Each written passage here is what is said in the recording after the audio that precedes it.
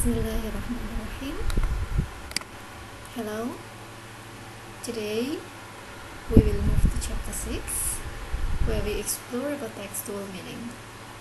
So as you can see in this slide, you can find the picture of people with a book into their mind, and you can see the open book. What does it mean?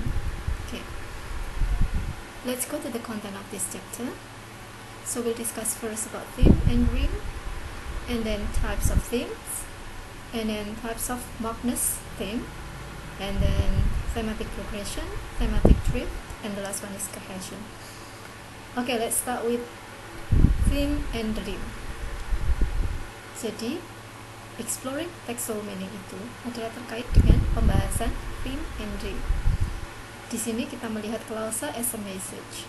Pada experiential meaning kita melihat klausa as experience, interpersonal meaning klausa as interaction, as representation. Nah, setelah kita memahami experiential meaning, interpersonal meaning, kemudian kita melihat bagaimana keduanya itu bisa disusun menjadi satu kesatuan yang linear dan koheren. Oke, let's first kita bahas dulu apakah theme itu. Nah, themes itu adalah the point of departure for what a speaker is going to say. Jadi bagian awal pembukaan dalam sebuah klausa. What about rhyme? Nah, jadi ada dua meta language, yaitu theme and rhyme. Rhyme itu adalah keseluruhan dari klausa selain theme. Kemudian theme itu ada yang simple, ada yang multiple. Kalau multiple, dia bisa kita sebut sebagai topical theme, atau interpersonal theme, atau textual theme. Nanti kita akan membahas satu persatu. Oke, look at this one first. Ini ada 4 klausa. The first one, the lion beat the unicorn all round the town. So diawali dengan kata the lion atau frasa. Nah, the lion inilah yang kita sebut sebagai theme. Awal dari sebuah klausa. Ingat, harus satu grup. The lion is nominal group. Okay, kemudian we go to the second one. All around the town, the lion beat the unicorn. The meaning of this clause is the same as the first clause, but the difference is how the writer or the speaker start the clause. Kalau yang ini klausanya diawali dengan circumstance. Ingat, bukan kata, tapi grup atau klausa. And the third one, by the lion, the unicorn was beaten all around the town. Maknanya juga sama seperti klausa yang pertama dan kedua, akan tetapi yang berbeda adalah dimulai atau theme-nya adalah berupa agent. Ini adalah kalimat pasif ya. Kemudian yang keempat adalah the unicorn was beaten all around the town by the lion. Nah, ini juga hampir sama dengan yang klausa yang ketiga, tapi yang di sini diawali dengan the unicorn, diawali dengan goal. Nah, dari sini kita bisa melihat bahwa dalam sebuah klausa, si penulis atau pembicara itu bisa memulai pesannya dengan apa yang ingin dia tekankan. So, the first one, yang pertama berarti dia ingin fokus pada the lion. Yang kedua fokus pada the place. Yang ketiga adalah pelakunya juga, tapi dalam kalimat pasif. Yang keempat adalah yang menjadi goal atau dalam kalimat pasif yang awalnya dia adalah objek tapi dijadikan subjek. Fokusnya adalah pada the unicorn. Nah, di sini adalah poin penting dalam pembahasan theme and rhyme. Jadi selain the lion, semua yang terakhir ini adalah rhyme. Begitu juga dengan yang lainnya. Bagian awal saja itu yang kita sebut sebagai theme. Tapi apakah selalu seperti itu? No. Oke. Nah, kita lihat. Jadi tadi saya katakan ada dua macam theme, yaitu single atau simple dan multiple. Ketika dia hanya satu saja, maka kita sebut sebagai theme di sini, dan rhyme. Kita lihat the man in the moon, the lion and the unicorn, the man who came to dinner, little brown Betty, Robin and Bobbin, two great palace men, three wise men of Gotham. Nah, ini semuanya itu adalah berupa partisipan ya. Ketika dia sendiri ini kita sebut sebagai simple theme. Tapi nanti ketika sebuah klausa diawali dengan participle atau proses atau circumstance, dan itu juga bisa kita sebut nanti sebagai topical theme ketika dia bersamaan dengan macam-macam theme yang lainnya. Seperti apa? Kita lihat. Nah, misalnya di sini adalah textual theme. Apa itu textual theme? Textual theme adalah theme yang diawali dengan conjunction atau conjunctive ja. Misalnya di sini ada contoh yaitu but, the pig. But ini adalah conjunction. Nevertheless, and, when, and so.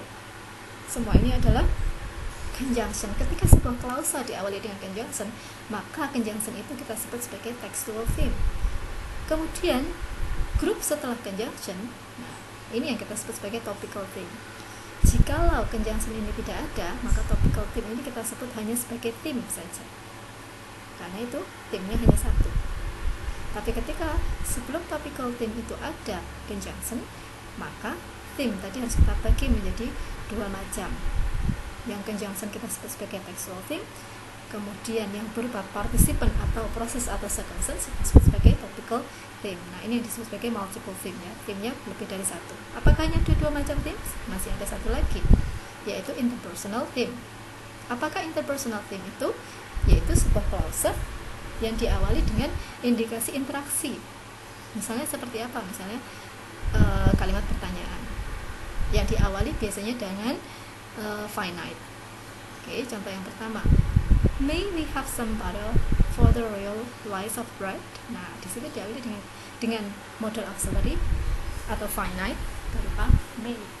Maka may itu kita sebut sebagai interpersonal theme.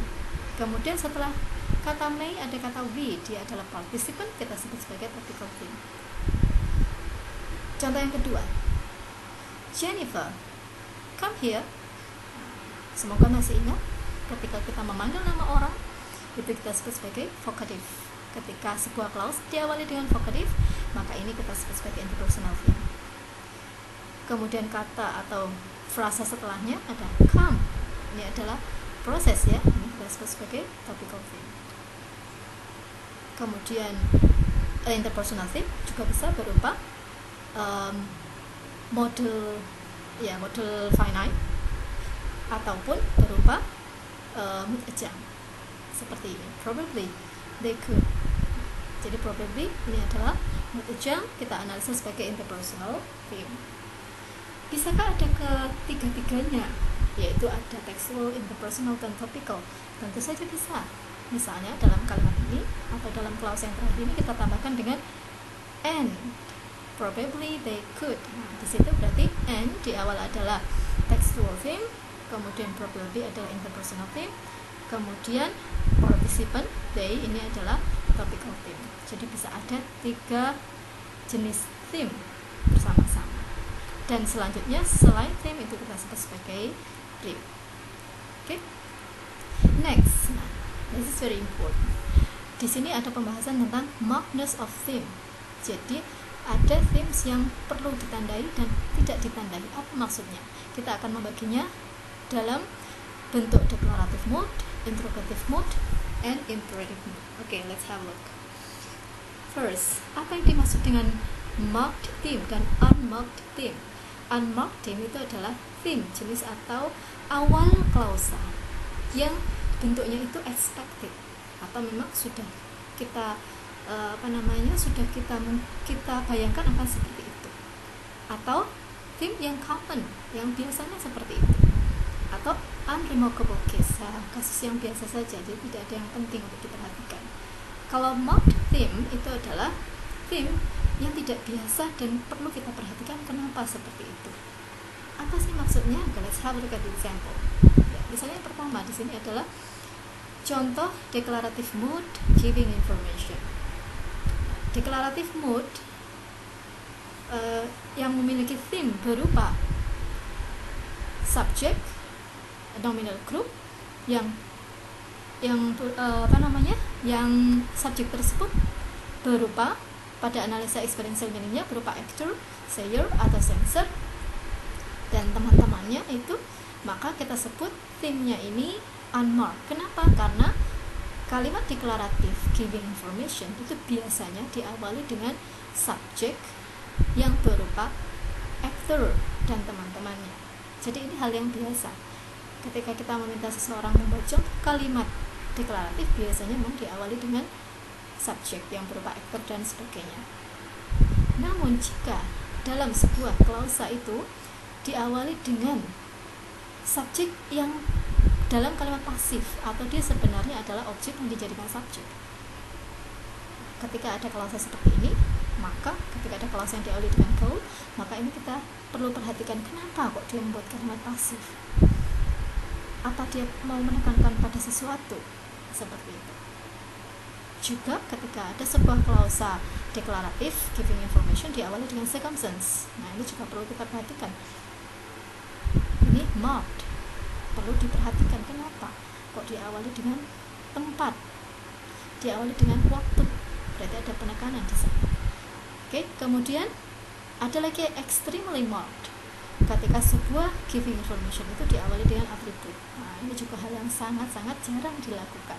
Ketika ini dikatakan atau dituliskan, berarti ada something important behind the intention of the writer who write this sentence or this clause. Ya, jadi marked and unmarked itu adalah susunan yang biasa atau tidak biasa. Ketika tidak biasa, maka kita perlu memperhatikan apa maksud dari penulis atau pembicara. Selain declarative mood, ada juga interrogative mood. Jadi interrogative mood yang biasa atau unmarked itu adalah yang diawali dengan finite. Are you going to Scarborough Fair? Okay. Jadi ketika sebuah klausa diawali dengan finite, ini adalah termasuk yang biasa untuk deklaratif atau interrogative mode. Apakah ada lagi bentuk yang lain yang unmarked atau sudah biasa? Ya, ketika interrogative mode diawali dengan WH questions. Tapi akan menjadi marked atau tidak biasa ketika interrogative mode demanding information itu diawali dengan circumstance. In the spring, shall we go sharing? Nah, jadi penekanannya pada time, sharing, ya, mengambil kulitnya atau bulunya kambing. Okay, and the last one is imperative mode. Dalam kalimat imperatif atau klausa imperatif, demand goods and service, yang sudah biasa atau unmarked itu adalah yang diawali dengan proses atau predicator. Put the kettle on.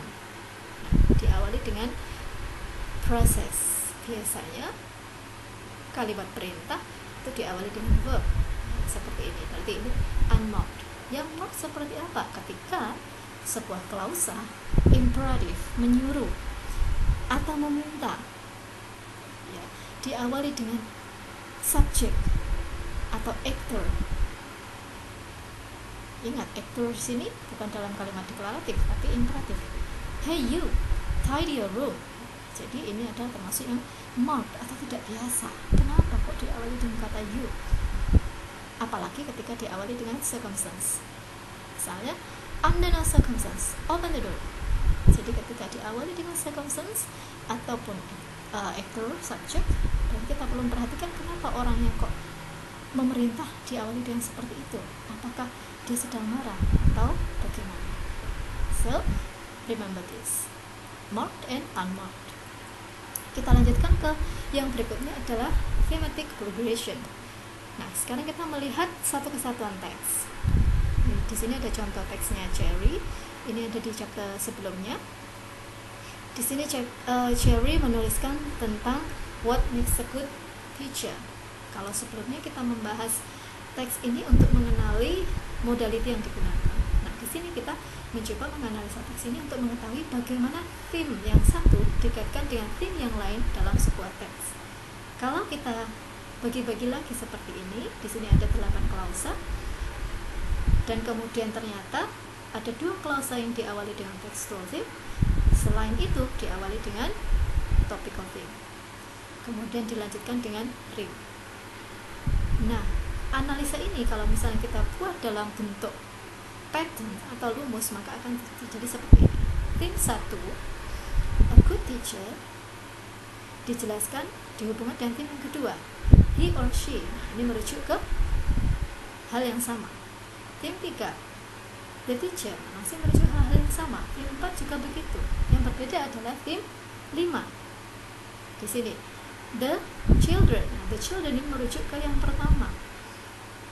Di sini ya. Oke, needs to be understanding to all children. Nah, children ini dijelaskan, kemudian theme yang ada di klausa pertama dihubungkan dengan theme yang ada di klausa ke-5. Dan begitu seterusnya. Terakhir di sini theme 8 itu adalah gabungan antara semua 7 klausa di awal sebelumnya. Jadi gambaran ini adalah thematic progression, hubungan antara theme dan rhyme dalam sebuah teks. Apakah selalu seperti ini hubungannya? Tidak. Ada lagi contoh-contoh yang lain yang bisa dilihat di buku. Oke, next. Thematic drift. Nah, kalau di sini ini ada mango salad, sekarang lagi banyak mangga ya. Kita melihat bagaimana variasi theme yang ada dalam sebuah teks. Kita tahu biasanya kalau ada nama-nama makanan itu teksnya seringkali berupa procedures ya, recipe. Nah, kalau kita lihat teks ini diawali, di sini ada yang digarisbawahi, di situ adalah topical theme, kemudian ada lagi textual theme yang ditulis miring, mungkin tidak terlalu jelas, bisa dicari di bukunya ya. Setelah dianalisis, diketahui bahwa variasi dari prosedur teks itu, nah, ternyata yang paling banyak adalah berupa topical themes, tapi ada juga yang berupa textual theme. Dan dari topical themes yang digunakan, ternyata kita lihat ada yang diawali dengan proses, ada yang diawali dengan circumstance, ada yang diawali dengan participant. Ada berapa kali yang diawali dengan proses? 1, 2, 3, 4, 5, 6, 7, 8. Ada 8. Circumstance, oke, ingat harus satu kesatuan. In the bowl from which you will serve the salad. Nah, satu kesatuan. Jadi 1 and 2, 3, 4, 5. And participant 1, 2, 3, 4, 5. Jadi yang banyak ternyata topical theme yang digunakan dalam prosedur teks yang dicontohkan ini mostly berupa topical theme process. Dan ini wajar karena yang namanya procedures itu memang biasanya perintah menggunakan atau diawali klausanya dengan berupa verb atau proses. Jadi sini thematic drift kita melihat variasi dari susunan theme dalam sebuah teks. Oke, the last one is about cohesion. Kita kembali lagi ke dulu chapter 1. Di sana membahas bahwa teks itu memiliki cohesion ya, dimana pada teks tersebut kata-kata dan susunannya itu saling terkait, dan pengaitnya itu bisa juga kita sebut sebagai cohesive device ya, perangkat.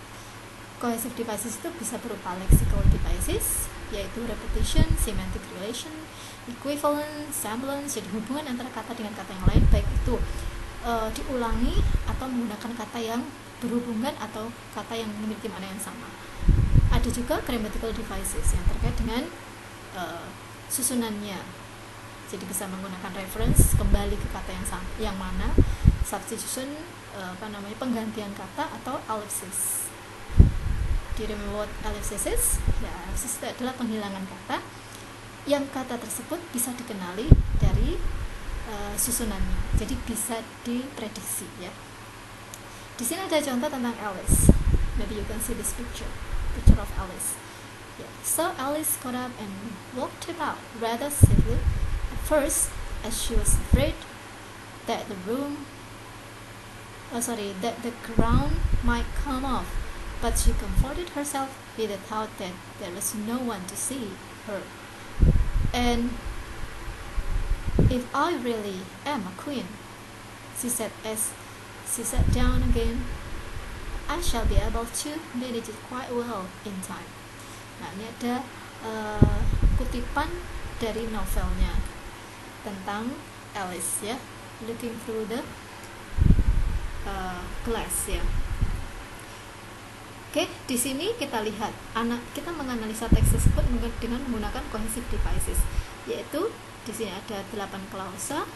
Kemudian kita lihat ada conjunctive adjunct atau conjunction yang digunakan. Kemudian ada repetition, ada pengulangan nama Alice. Kemudian ada pronoun reference atau pronoun yang merujuk ke Alice, yaitu she, maksudnya adalah Alice dan sebagainya. Di sini ini ada it merujuk ke crown. Kemudian ada ellipsis, penghilangan. Jadi misalnya di sini and walked about rather. Nah, jadi kata she atau Alice itu dibuang. Itu adalah ellipsis. Kita mengenali yang dimaksud siapa yang walk di sini adalah kembali ke Alice. Kemudian ada sense of relation, ada hubungannya di sini dalam teks itu ada kata-kata yang terkait dengan movement, gerakan yang dilakukan oleh si Alice. Dia got up, walked, kemudian ada sat down. Ada juga yang terkait dengan royalty atau terkait dengan istana ya, atau terkait dengan di sini ada crown, ada queen. Jadi hal-hal yang terkait dengan kerajaan. Jadi ini yang kita sebut sebagai cohesive devices yang berupa lexical devices dan grammatical devices. Okay, I think that's all. Thank you so much. Hopefully this can help you, and see ya.